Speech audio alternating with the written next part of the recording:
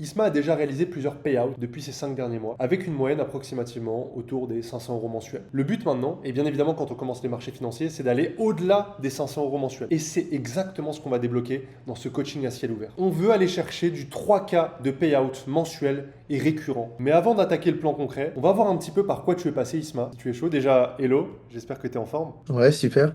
Top, top, top. Est-ce que tu peux nous dire de ton côté, assez rapidement, ou même si tu veux, tu peux prendre le temps, nous dire par quel type d'erreur t'es passé, un peu ton parcours en tant que trader? Ok, donc moi j'ai commencé il y a 3 ans et demi, si je dis pas de bêtises. J'ai commencé par des signaux dans un groupe. Par contre, dans ce groupe-là, on va dire que c'était assez structuré. Donc, par exemple, ils ne disaient pas de prendre des lots énormes, des trucs comme ça. C'était assez, on va dire, carré. Mhm. Mais ça n'a pas été concluant. J'ai pas perdu d'argent, mais j'en ai pas gagné. Ouais, Et après, j'ai décidé de me former avec ICT. ok. J'ai regardé toute la chaîne. J'ai Celle de essayé après. l'américain, tu veux dire? Ouais. Ok, ok. Ah, ça a aidé, ouais. Ouais, la déterre, hein, t'imagines, là, Ouais, toutes ouais. les vidéos que je vous ai tapées Il en y en a anglais. des heures hein, de vidéos, effectivement. Ah ouais, ouais, non, mais c'était. Tu t'es pas un peu Donc, et après, j'ai. perdu avec tout Ah bah ça? si, clairement. Ouais. Clairement. Ok. En fait, je regardais une vidéo et après, j'essayais sur les marchés. Je me disais, ok, bon, bah, vas-y, c'est ma nouvelle stratégie. Mais il n'y avait aucune structure. Donc, j'ai fait ça, ouais, pendant peut-être 1 an, mais j'étais en études à côté. Mhm. Et après, du coup, j'ai décidé de me former sérieusement avec Institutional FX Ouais, à à l'époque, ouais. l'ancienne. Ouais. J'ai fait ça avec les vidéos YouTube. Pareil, ça n'a pas été concluant. Et après, du coup, bah, je suis venu vers toi. Ok, magnifique. Et du coup, tu peux expliquer un peu le avant-après, comment tu as fait pour aller, ne serait-ce que, parce que là, on parle du step 2, qui est d'aller chercher de manière récurrente 2 3 000 euros minimum de payout.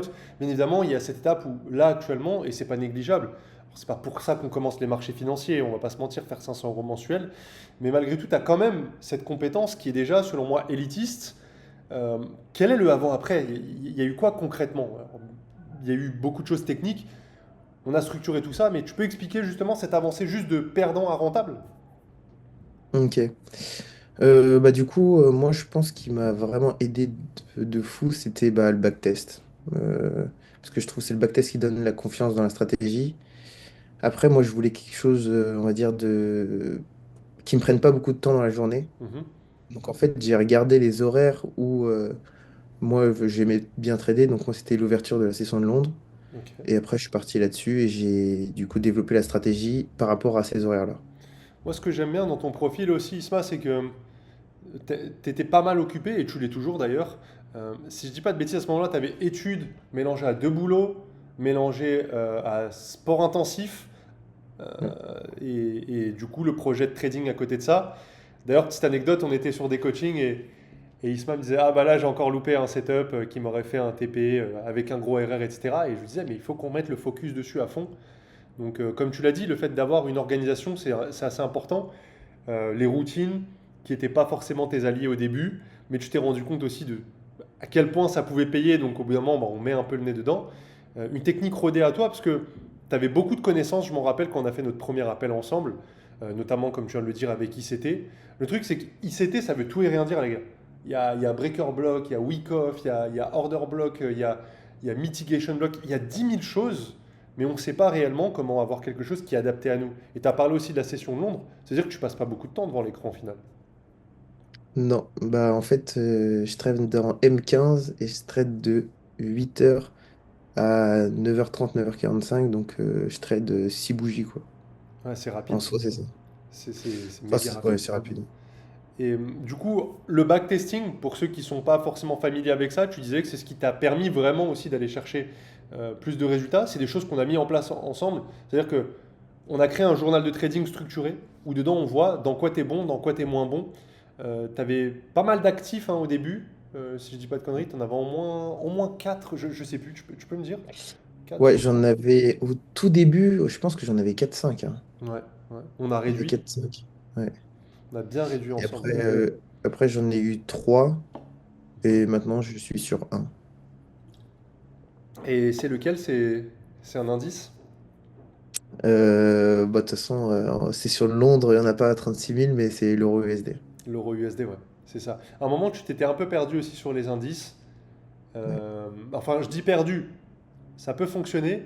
Et il y a une caractéristique quand même qui est assez intéressante, c'est que On en parlera un petit peu plus tard, mais il y a du support. Corrige-moi hein, si je me trompe, moi j'appelle ça. Il y a du support résistance. De toute façon, t'es pas obligé de faire de la Ouais. grimace, hein, ça marche. Tu sais, il y en a avec des double top, Ouais. double bottom. Ils font du cash tous les mois. Ouais, ouais, non, mais ouais, je suis support résistante, donc je suis la liquidité pour les traders ICT. Hein. Ouais. Et ouais, bah, du coup, moi, c'est ce qui me parle le plus. Mhm. Et j'ai fait un peu tout, hein. J'ai fait ICT, j'ai fait support résistance. Mais au final, j'ai essayé de simplifier au maximum bah, mon plan de trading pour que ce soit le plus simple à tenir, en fait. C'est Mhm. juste ça. Tout simplement. Donc au début, tu arrives dans la partie coaching, tu connais tous les concepts ICT SMC, mais au final, tu connais tout, mais au final rien, parce que ça ne marche pas. En tout cas, rien de la rentabilité sur le long terme. Après, on commence à structurer un plan qui est full ICT SMC, quelques concepts. On se rend compte que ça fonctionne, mais partiellement, pas comme on le veut. En tout cas, tu ne te retrouves pas dedans. Puis au final, tu prends un peu de recul par toi-même. Tu te rends compte qu'en fait, les zones de polarité, enfin, on peut les appeler comme on veut, support, résistance, polarité ou autre, ça s'intègre parfaitement dans ton trading et ça fait sens pour toi.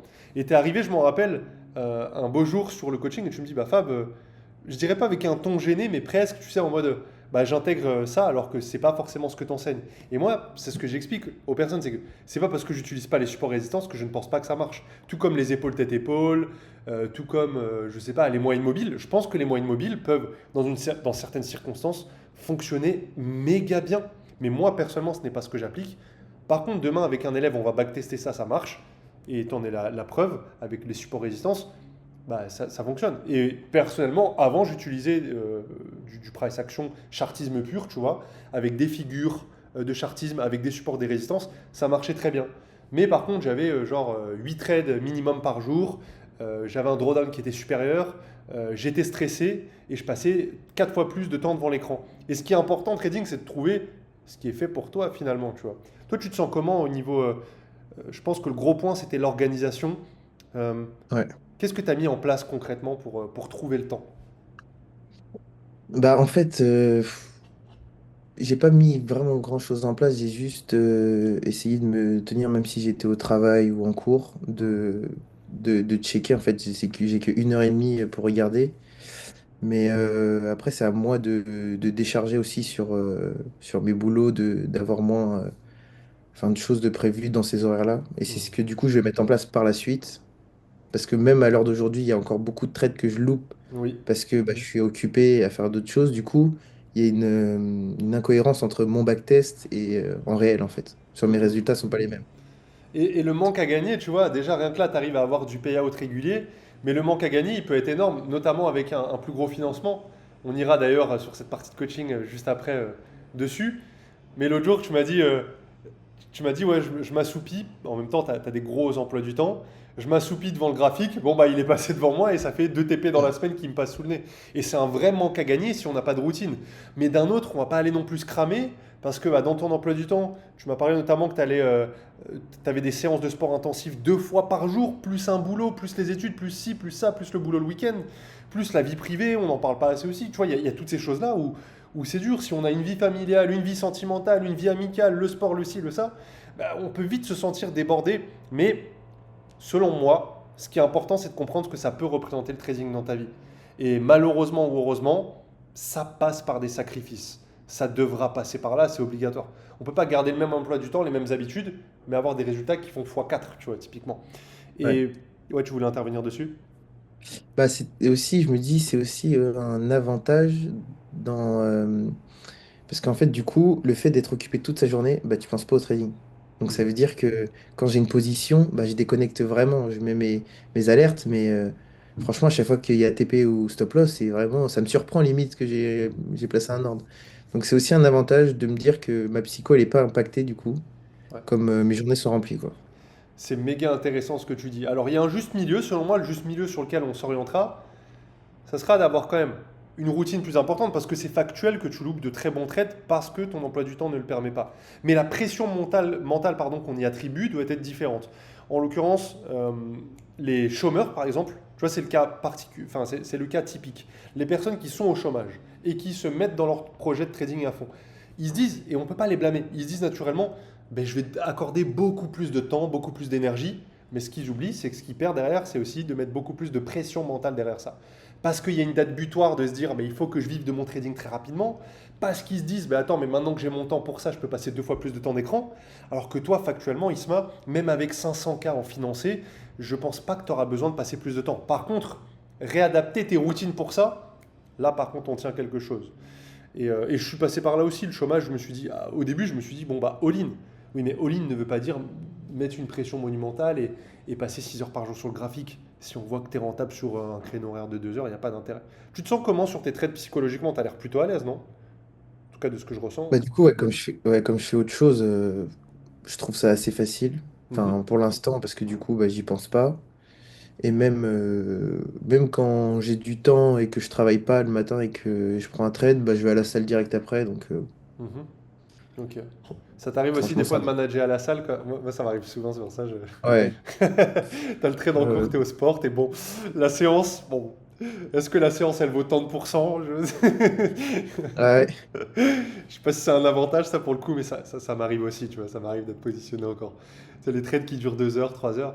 Et, euh, et d'ailleurs, en termes de risque, toi, j'ai peur de dire des bêtises, mais je crois que tu as réduit depuis notre dernier coaching, je crois que tu as 0,3. Dis-moi si je dis des bêtises, 0,3%, 0. Ouais, je dois être aux alentours de 0,3%. Oui. Alors en Et fait, ça dépend. ouais, Parce que en gros, là, sur un 1% sur mon compte, ça vaut 500 dollars et je rentre avec 100 dollars. ouais. Faut faire le calcul.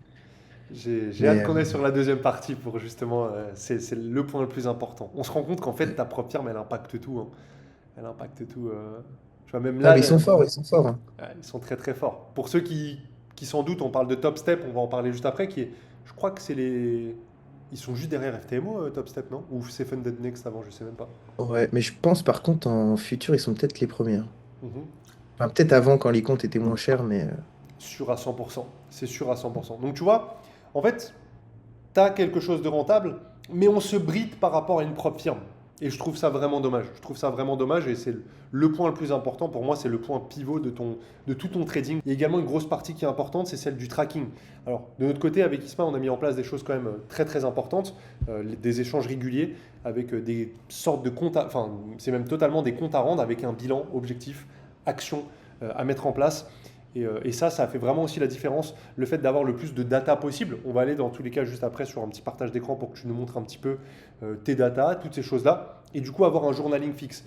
J'adore la phrase, je crois que j'en ai déjà parlé sur ma dernière vidéo YouTube d'ailleurs, pour ceux qui l'ont vu, où j'explique ce qui n'est pas mesuré, ce qui n'est pas traqué ne peut pas être modifié. En gros, le fait de ne pas traquer, bah, tu ne pourras jamais vraiment l'améliorer. Et ça, c'est un point important. ISMA a toujours tenu un journaling fixe, et même les propres firmes sur lesquelles il est, peut-être qu'il y a des désavantages qu'on verra juste après, mais il y a aussi des avantages, le fait d'avoir un journaling intégré. Donc ça, c'est important. Ça prend 2 minutes hein, pour tous ceux qui ont la flemme de backtester. Ça, pareil, le backtesting, oui, ça prend quelques heures, mais j'ai envie de dire, ce que ça peut vous donner de l'autre côté, je pense que ça vaut le coup de bosser 1 heure, 2 heures par-ci, par-là. Également, voilà, pour toi de ton côté sur la partie tracking, est-ce que tu pourrais nous partager un petit peu tout ça pour qu'on voit ta fréquence de trade, tes résultats, etc. T'es chaud? Tu voulais partager des choses, notamment je crois sur la fréquence, tu m'en avais parlé vite fait en off. ouais, je vais te montrer ça. Hop, tu vois bien là? Ouais, on voit bien nickel. Attends, je vais zoomer un tout petit peu. Du coup, tu voulais montrer quoi exactement ici, Isma, sur la fréquence de Bah, trade, de peu de trades que tu as? ouais, voilà, montrer la fréquence de trade. Je sais que bah, les sommes font pas rêver, mais en termes de R, comme je rentre à peu près avec 100 dollars, bah, ça fait 5 R sur le mois. Et aussi, ce qui était intéressant, c'est que j'ai des mois négatifs. Alors là, du coup, j'avais pas tradé parce que j'avais fait que du backtest, parce que du coup, j'avais une mauvaise psycho par rapport au mois d'avant, Ah, bien où joué j'avais ça. fait. Très très bien joué. Tu dis, bon là, ma psycho, elle commence à partir en cacahuète. Là, il faut que je me reprenne un mois où je reste en backtesting et où je me rassure entre guillemets, c'est ça? Ouais, c'est ça. Ok, donc ça, à intégrer dans le process, on a un mois qui est mauvais, qui est négatif. Bah, on se permet de faire le mois d'après, pourquoi pas, ou alors une grosse partie du mois, du moins, en backtesting ou en démo par exemple. Ouais, c'est ça.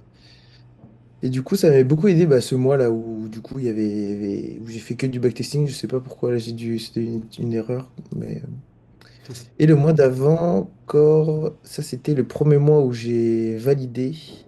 Donc Mhm. on voit aussi que bah, il y a plus de pertes que de gains.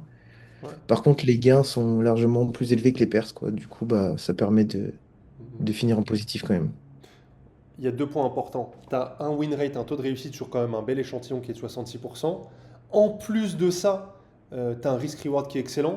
Tu as toutes les recettes entre tes mains pour aller chercher du gros payout. Sincèrement, il y a la recette, il y a tous les ingrédients par rapport à ce qu'on a construit. Ça a mis du temps, certes. Mais là, pour moi, la seule chose que je vois, c'est effectivement la gestion de risque qui va être potentiellement à revoir de par le fait de prendre peu de risques. Par exemple, ici, je suis prêt à parier que tu prenais peut-être un peu plus de risques, non, à ce moment-là. Ouais, je prenais plus de risques, mais c'est parce que j'avais plus de drawdown et aussi je tradais plus d'actifs. Là, c'était encore la période où j'avais trois actifs. Hmm. Alors, pour expliquer un petit peu par rapport aux personnes qui comprennent pas trop pourquoi on a des drawdowns autorisés, etc. En fait, Isma, vu qu'il est sur Top Step, il a une obligation de gain déjà pour pouvoir retirer, ce qui rajoute une pression supplémentaire qu'on n'a pas dans son trading de base. Et en plus de ça, il a des risques liés à un espèce, pour pas trop rentrer dans le détail, c'est un espèce de risque dynamique où par rapport à ce qu'il gagne, il peut pas aller sur une autre tranche en dessous, etc. Et en fait, la réalité, c'est juste ils veulent que tu craches ton compte le plus vite possible parce que tu te mets une pression. En réalité, c'est juste ça. Donc le plus gros point de ce coaching-là, il est méga important, ça va être d'aller sur une propre firme qui est adaptée par rapport à ton style de trading. Ok, moi ce que je regarde, est-ce que tu es à l'aise psychologiquement? Oui. Ok, la routine, elle est à améliorer bien évidemment. Ok, les taux de réussite, ils sont excellents. C'est excellent, 66%. Ok, les risques-reward, comment ils sont managés? Très bon. Ok, les risques, comment ils sont managés? En fait, la réalité, c'est que là, avec ton 66% et les risques-reward que tu mets, avec un risque ne serait-ce qu'à 0,5, 0,7, et je pense qu'on pourra même mettre en place un risque dynamique. Moi, c'est ce que je mets en place, c'est ce qui fonctionne du tonnerre, c'est-à-dire on évolue petit à petit quand on est dans une bonne période. Par contre, on prend un, 2, 3 stop loss, hop, on réduit de plus en plus jusqu'à recombler le drawdown. Et ça, je l'ai vu avec beaucoup d'élèves, c'est ce qui fonctionne le mieux. Si on analyse d'un peu plus près, regardez, ça c'est un autre élève que j'ai eu, et justement, je pense que ça pourrait un petit peu t'aider à comprendre tout ça, Isma.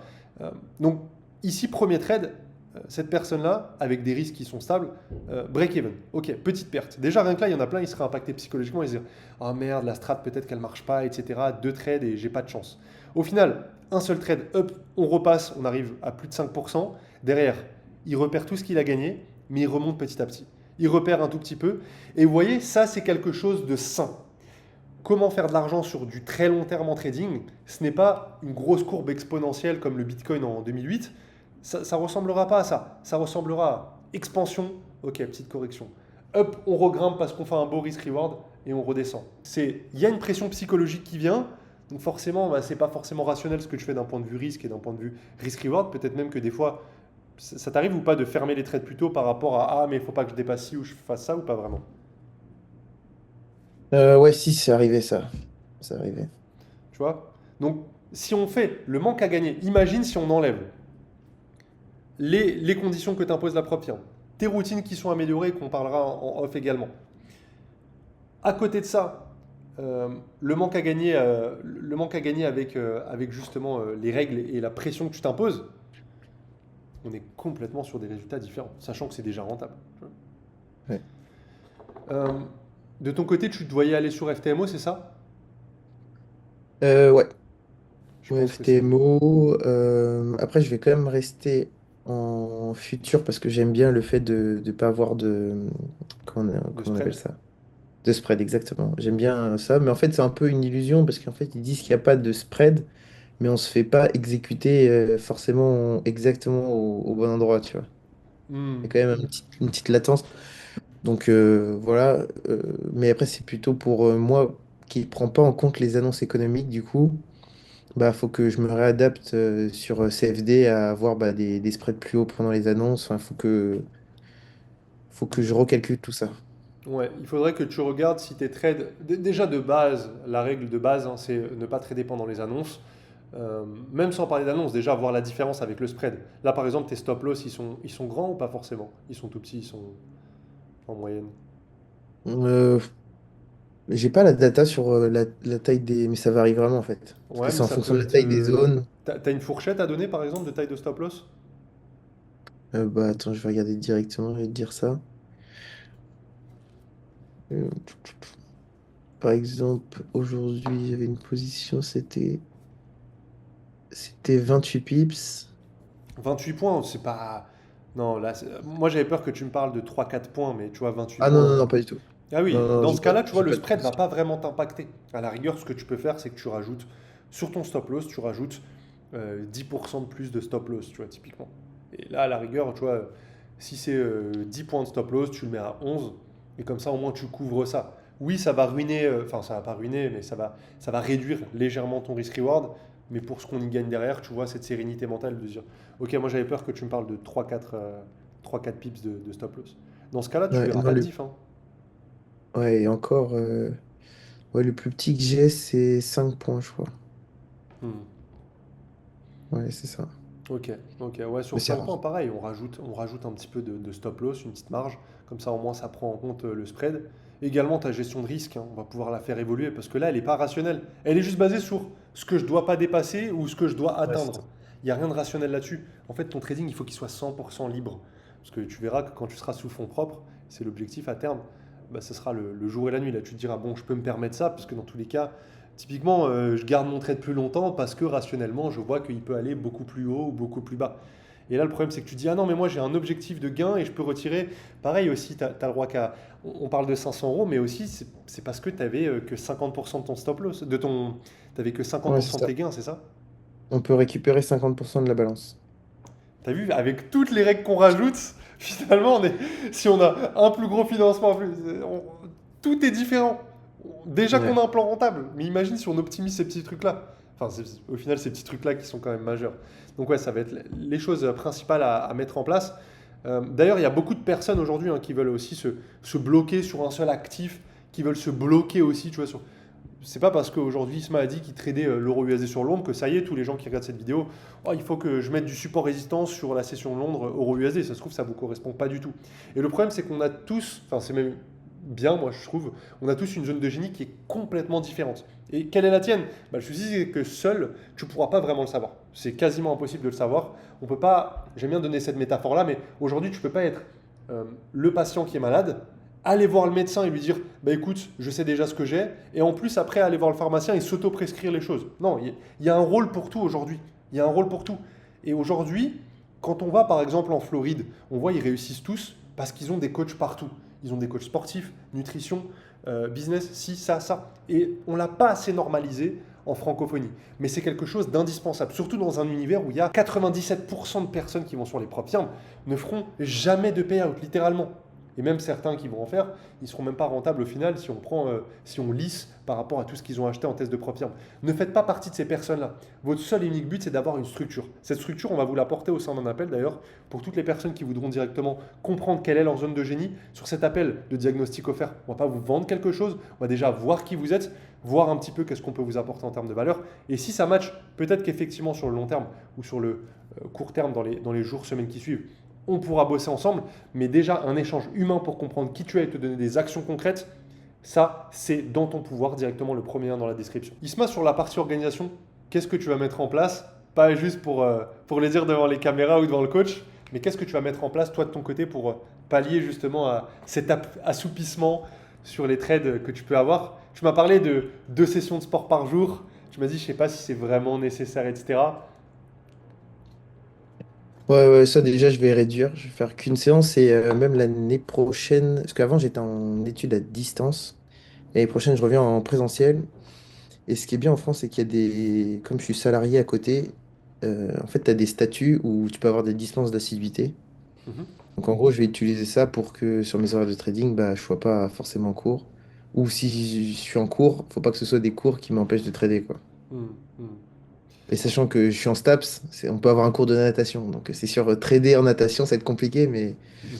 donc je vais utiliser ça pour m'organiser. Et voilà, après, c'est juste de la discipline et de la rigueur pour être présent devant les graphiques à ces heures-là, quoi. Et justement, ça permet de faire la transition entre ce point-là, l'organisation, l'importance de ton organisation. Et il me semble que tu as un petit voyage aussi là, enfin un gros voyage même, tu pars à l'autre bout du monde là. Tu pars où? Ouais, je pars un mois en Malaisie, là. Mhm. Et justement, je vais poser, l'autre jour on s'est appelé en off et la première question que je vais poser c'est, tu vas en mode vacances ou tu vas en mode visualisation et tu vas trader là-bas? Bah, je vais trader là-bas. En fait, c'est les deux, hein. De toute façon, comme je vais trader du coup avec le décalage 14h à 15h30. Donc, il Mhm. n'y a que cette période-là où je vais être focus. Après, le reste, ça va être du kiff, hein. Mhm. T'as bien raison. Et en plus de ça, tu vois, ça correspond. Pourquoi j'en parle? Parce que il faut se rendre compte que la mise en place de routine, c'est pas juste du mindset et je suis pas vraiment pour les discours de alors il faut faire ça, il faut faire ces phrases d'affirmation et machin. Non, il faut trouver quelque chose qui te correspond à toi et ce qui te rapporte, bien évidemment. Là, tu vois, c'est du Pareto, mettre 20% d'efforts en plus, parce que c'est pas beaucoup plus, juste enlever une séance de sport, mettre des rappels typiquement, ça c'est une chose qui va être indispensable avant tes sessions obligatoires, surtout qu'on n'est pas sur une plage horaire, tu vois. Aujourd'hui, il y a des tonnes de personnes qui aimeraient avoir tes problèmes. Il y a des gens qui aimeraient avoir ce type de problème-là. Même si on n'a pas encore, on est loin de l'objectif dont tu m'as parlé sur notre premier call, qui est de vivre du trading, ce voyage-là, et c'est justement là la transition où je voulais en venir. Si tu veux mon avis, c'est un voyage transitoire qui arrive justement en termes de visualisation. Pour moi, c'est ce voyage-là où tu peux un peu tester ce que tu t'es promis à toi-même en termes d'objectifs, à savoir vivre du trading, voyager, potentiellement t'expatrier, etc. Avec le ah bah tiens, là je suis en condition, je suis déjà rentable. Tiens, si je vivais le truc comme ils disent les Américains, un peu fake it until you make it. Tu fais semblant jusqu'à Mm. ce que ça arrive réellement. Bah pour moi, c'est un bon test. Si tu es en mode décadence et t'en as rien à cirer, tu perds toute ta routine, tu oublies le trading, etc. Ouais. Il y a un travail identitaire et un travail d'objectif qui est très important. Et n'oublie pas, comme je disais, le Pareto, 20%, mais il ne faut pas oublier que ces 20% d'efforts-là, ce qui te rapporte, si on liste toutes les problématiques là sur lesquelles tu es, qui sont des bonnes problématiques, on les optimise, on ne parle pas de 500 balles par mois, tu vois. Ouais. On ne parle pas de 500 balles par mois. Donc tu vas aller chercher quoi là sur 2026 concrètement d'ici la fin d'année, toi?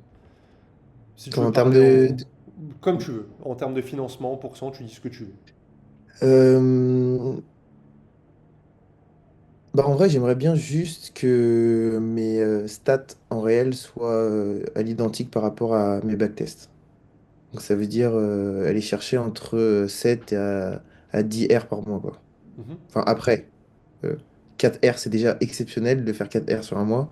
Mais juste que j'ai certains mois qui se rapprochent de ces performances-là pour me dire que, bah, au final, j'ai un plan de scaling qui est, comment dire, structuré pour savoir à peu près dans un an ou dans 2 ans où je serai, quoi. Tu l'as déjà acheté du coup le test de PropTherm FTMO? FTMO, ouais, j'en ai un 10K que j'avais avant, Ah ok. mais j'ai pas de 50K Ouais. euh, sur FTMO. Donc, il faudrait mettre en place un système de trade copieur pour les deux, avec un risque bien adapté sur celui du FTMO, qui passe ton test. Dans tous les cas, tu es rentable. Donc, tu vas gagner de l'argent sur l'un et tu vas passer le test sur l'autre. Ça, c'est méga important que tu le mettes en place. Moi, je te conseillerais quand même d'aller chercher un objectif de financement. Je m'explique. Si on va sur un risque qui est cette fois-ci bon, aligné par rapport à tes objectifs, enfin, même sans parler d'objectifs, mais qui est rationnel, parce que mettre du 0,3 quand au final on sait qu'on est rentable dans tous les cas sur les 6 derniers mois, on n'est pas obligé de rester sur du 0,3 avec ta fréquence de trade. Si tu me disais je prends 3 trades par jour, je t'aurais dit ça change la donne, effectivement peut-être que c'est mieux de rester sur du 0,3. Mais tu as une fréquence de trade où tu peux te permettre de capitaliser entre guillemets plus en prenant plus de risques, sauf si, et attention, elle est là, la limite, elle peut être mince, sauf si ça t'impacte beaucoup émotionnellement et par conséquent que ça commence à te rendre irrationnel sur tes actions. Si tu me dis, Fab, j'ai mis du 0,7, 0,8 sur mes trades, ou même 1%, je dis une connerie. Par contre, je t'avoue que je l'ai fermé beaucoup plus tôt sur FTMO parce que ça m'a choqué d'ouvrir sur un 100K 1%. Là, je te dis, on se rappelle, on revoit ça à la baisse, on voit quel est le juste milieu. Mais si c'est pas le cas, qu'est-ce qui nous empêche, Isma, de prendre 0,8% sur tes prochains trades, en réalité? En dehors de Top Step, parce que là, du coup, c'est ça la contrainte. Ouais. Mais sur FTMO, qu'est-ce qui nous empêche? Ouais, mais je pense en plus sur FTMO par rapport à mon drawdown maximum par rapport à mon backtest, même 1%, c'est pas déconnant, hein. Moi, personnellement, je pense pas, j'en ai la certitude. J'ai regardé ce que tu m'as donné. Reste pragmatique. Ne mets jamais d'émotion dessus. Si tu avais 15 data, je t'aurais dit, bon, c'est discutable, Isma, on va attendre encore un peu. Mais là, en fait, je t'en rends peut-être pas encore trop compte, mais tu es juste dans une zone de confort. Et tu utilises un peu ce top step-là comme, je dirais pas comme une excuse, mais je dirais comme un bridage psychologique de je suis à l'aise avec ça pour l'instant. Alors que pour autant, tes résultats te crient que tu peux aller chercher bien plus, tu veux. Attention, encore une fois, la limite elle est mince. Je te dis pas achète un 200K du coup et mets du 1%. Parce que là, par contre, ça peut aussi tourner au vinaigre. On va y aller crescendo. Et c'est pour ça que je te dis aussi, peut-être que revoir des objectifs d'un point de vue financement pourrait aussi un peu plus te mettre dedans. Parce que tu es prévisionnel maintenant, tu es quelqu'un de prévisionnel. Si tu avais un plan qui était là depuis 2 semaines, je t'aurais dit, compliqué de faire du prévisionnel et de se dire d'ici combien de temps on pourra avoir tel financement ou autre. Tu peux le faire. Tu peux le faire. Tu peux te mettre une petite marge d'erreur, être un peu plus négatif sur tes approximations.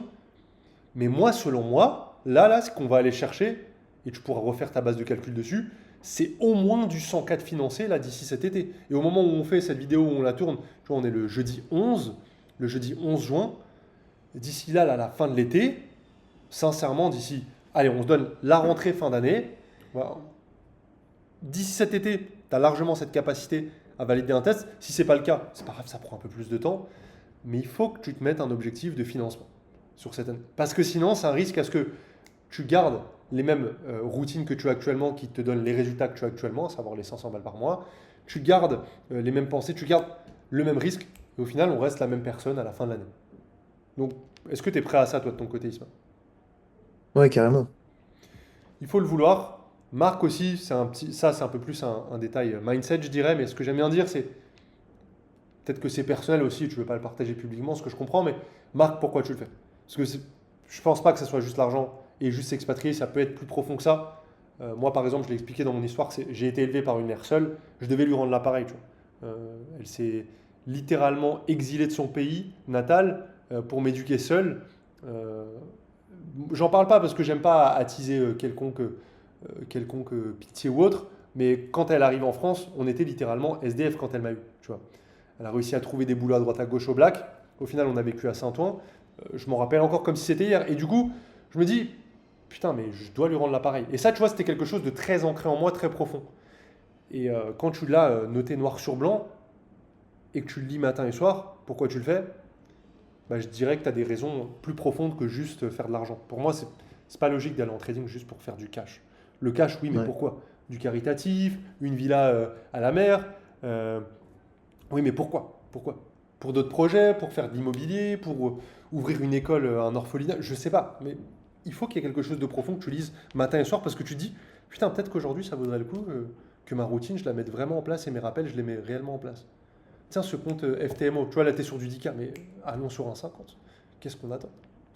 C'est rentable, c'est bon, le payout, il cumule. Là, dès maintenant, on raccroche, tu l'achètes ce 50. Tu le fais. Tu mets un trait de copieur, tu mets un petit peu plus de risque sur le FTMO, et tranquille, on a de la marge de manœuvre encore, dans tous les cas. T'en penses quoi de tout ça? Non, je suis carrément d'accord, hein. Et en vrai, ça me motive en plus pour aller un peu plus vite. Mais c'est vrai que je suis très conservateur dans mon approche en fait. C'est juste que mon compte, comme c'est le premier, on va dire, je m'accroche à ce compte-là. Alors qu'en vrai, bah, en fait, c'est parce que j'ai l'impression que ce compte, il valide le fait que, entre guillemets, je suis rentable. Hmm, hmm, Tu vois, et si je le perds, je le vois comme, bon, bah, je suis plus rentable. Après, c'est très psychologique, mais oui, on associe ça, en fait, à de la réussite. Maintenant, on parle même plus de faire 10% en fonds propres, on réfléchit à valider un compte de profit, hein. mhm, Et même sur les réseaux, c'est ce qu'on voit, hein. On voit plus de gens qui valident des comptes que des gens qui font des payouts. totalement, Donc, totalement. C'est vrai ce que tu dis. Euh, mais c'est pas non conservateur. C'est c'est intéressant ce que tu dis parce qu'on a eu un appel il y a 2 semaines et tu m'as dit, ouais, mais pour moi, ça peut pas être aussi facile, etc. Et c'est un bon point, hein. Tu sais que c'est un très très bon point. On en a parlé en off avec mes équipes, avec Yanis, etc. Et il m'a dit, il a vraiment la mentalité, tu vois, sportive de haut niveau, etc. En même temps, c'était ton cas. Donc, tu comprends qu'on n'est pas censé être content avec ce qu'on a et on veut aller chercher plus. Mais du coup, tu m'as dit d'un point de vue identitaire il y a 2 semaines que pour toi, ça peut pas être aussi facile, je suis pas encore rentable. Et là, tu vois, tu as déjà fait un travail identitaire dessus. Et peut-être que c'est cette vidéo, peut-être que c'est les deux appels qu'on a eu entre temps, etc. Ah putain, en fait, si, je suis rentable. Et maintenant, la prochaine étape, c'est je vis de mon trading. Et là, du coup, tu as une accroche identitaire sur ton compte de propre firme. Mais au final, c'est que du vent, ce test-là, tu es d'accord avec moi? C'est que du vent, c'est juste une illustration de ta compétence qui est présente. C'est juste ça, en fait. Donc, non, t'as pas à t'en faire. le jour où il crachera, parce que désolé de te l'apprendre, tôt ou tard ça arrivera. Ce compte Top Step, il ne tiendra pas à vie.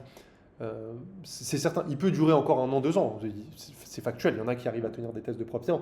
J'ai des élèves dans l'académie, ça fait 9 mois ou plus qu'ils ont le même compte FTMO. Et ils sont conservateurs, comme tu dis. Mais par contre, ils en ont eu d'autres entre-temps. Il y en a qui ont bien fonctionné, d'autres qui ont payout, d'autres qui ont fait des mini payouts, d'autres qui ont fait des super payouts. Et en fait, c'est juste une compétence à la fin. Et tu joues avec les statistiques, avec les mathématiques. Quand je dis joue, attention, il ne faut pas prendre au pied la lettre ce que je dis. Mais c'est juste des règles qu'on respecte et qu'on fait de manière structurée, quoi, tout simplement. Donc en tout cas, c'est top. Je te remercie en tout cas, Isma, d'avoir accordé ce temps-là pour la chaîne et pour un petit peu montrer aussi qu'est-ce que le vrai trading. Psychologiquement, il y a du boulot, mais tu as déjà ultra bien bossé dessus et je suis fier et je suis content de voir tout ça. Donc next step, on va chercher, c'est désolé d'être vulgaire, mais c'est putain de financement. On peut, la compétence elle est là. Si tu m'avais dit ça fait que 1 mois, j'ai fait du gamble, je t'aurais dit bon, effectivement on s'avance un petit peu, tu vois. Mais c'est pas le cas. Donc pour toutes les personnes aussi qui se reconnaissent dans le profil d'Isma, ou tout simplement, même sans se reconnaître, mais qui veulent atteindre justement cette liberté à travers les marchés financiers, atteindre ces payouts qui sont récurrents, qui sont prévisibles chaque mois, vous aurez le lien en description, le premier directement, pour prendre ce diagnostic offert et on vous emmènera vers des actions pour que vous puissiez le faire par vous-même. En tout cas, merci beaucoup Isma pour ton temps, comme je l'ai dit précédemment. Et on fera pourquoi pas une V2. Pourquoi pas faire une V2 sur cette vidéo-là. Ça pourrait être cool. Ouais, moi je suis chaud, hein. T'es chaud? Eh ben, il est calme. Vous l'entendez, il est calme. Il est ouais, je suis chaud. Ouais, ouais. Mais c'est bien. Je préfère ça qu'un mec méga émotionnel. C'est comme ça que réagit un trader rentable. Ça m'aurait fait bizarre si t'étais ouais, ouais, je suis comme un fou. Mais let's go. Merci Isma, c'était un plaisir. Je te remercie. Ciao, ciao. Salut, salut.